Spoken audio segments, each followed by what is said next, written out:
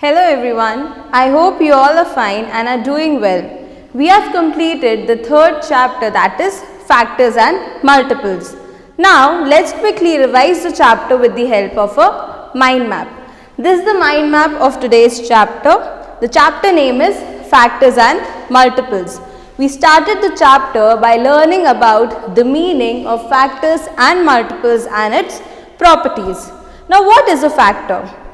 Factors of a number are limited or finite. That means we know the maximum count of the factors of a number. Whereas multiples of a number are infinite or unlimited. 1 is a factor of every number and every number is a multiple of 1.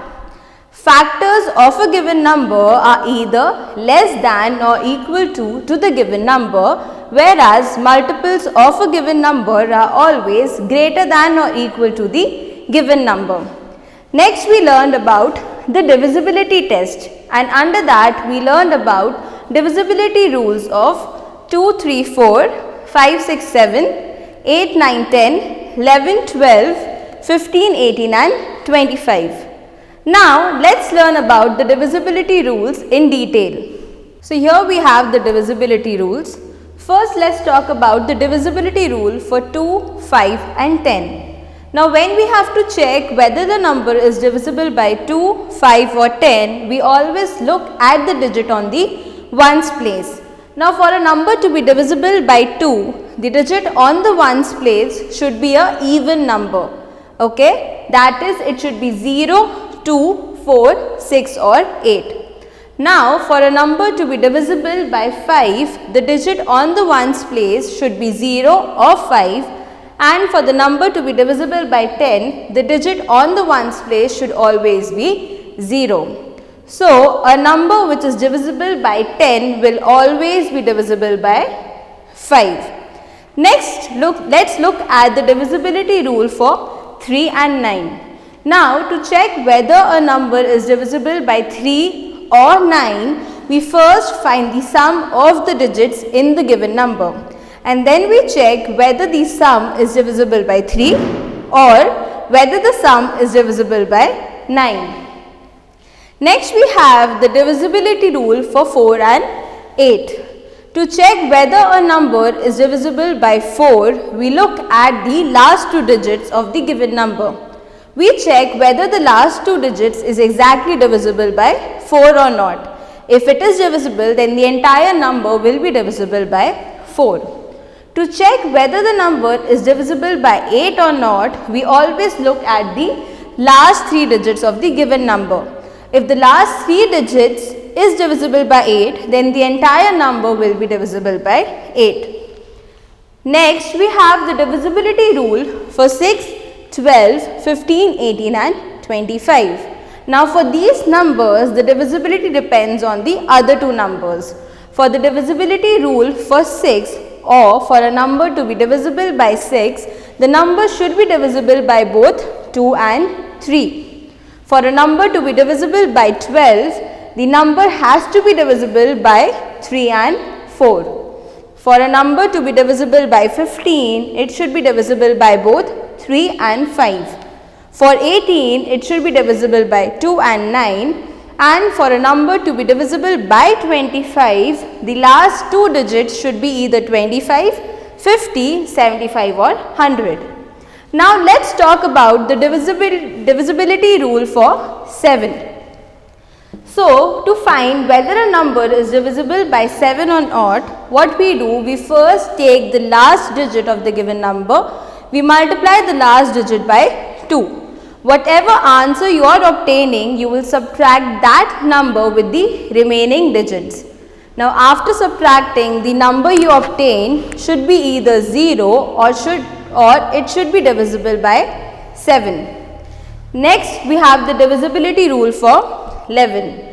Now to check whether a number is divisible by 11 or not, we first find the sum of the digit at the odd place, then we find the sum of the digits at the even place. After obtaining the two sums, we subtract the sum of the digits at odd place minus sum of the digits at even place. Now whatever answer you are obtaining after subtracting the given numbers, it should either be 0 or the answer should be 11 or it should be divisible by 11. So I hope the divisibility rules are clear to all of you. The next topic that we learned was prime and composite numbers. Now what are prime numbers? Prime numbers have only two factors, that is 1 and the number itself, whereas composite numbers have more than two factors. So in the number set, either a number will be a prime number or it will be a composite number. 2 is the only even prime number and 1 is neither a prime number nor a composite number. Under prime and composite numbers, we learned about twin prime numbers, co-prime numbers and prime factors. What are twin prime numbers? Twin prime numbers are the prime numbers which have a difference of 2. For example, 3 and 5, 11 and 13. What are co-prime numbers? Co-prime numbers has a property which says that prime numbers or composite numbers which have only 1 as a common factor. For example, 4 and 15, 11 and 13. Last we learned about prime factors. So factors of a number which are prime are known as prime factors. Next we learned about prime factorization.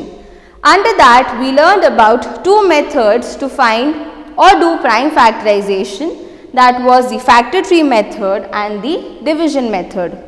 Now what is prime factorization? Prime factorization is the process of breaking down a composite number in the form of prime numbers.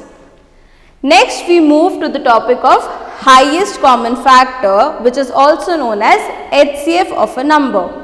Under that we learned about three methods to find HCF of a number, that is common factor method, in which we find the factors of every number and then we circle the highest common factor which is there in the available factors of the given number. Next we learned about prime factorization. In that you can either use your factor tree method or your division method, but preferably you should use the division method. Last we learned about long division method, that is putting all the numbers together and then finding the HCF. Next we move to the least common multiple, which is also known as LCM of the given number. Now highest common factor and LCM are completely opposite of each other. In LCM we talk about the multiples of the given number. Under that we learned three methods to find the LCM of a number. First was the common multiples method. Under that we write the multiples of the given number and at the end we circle the least common multiple which is present in the multiples of the given number. Next we can also find LCM using prime factorization and the common division method. At the end we learned about the relationship between HCF and LCM of a number. Now what is the relation between LCM and HCF? The relationship states that the product of LCM of a number and HCF of a number is equal to the product of the given numbers. So kindly mind here the numbers should be same for which you are finding the LCM and HCF. At the end we learned about real life application of HCF and LCM. In that we learned about the word problems where you can use the concept of HCF and LCM. So students, I hope you have understood the third chapter, that is factors and multiples. Practice all the questions which are given in the textbook. I will see you in the next interactive session. Thank you and have a nice day.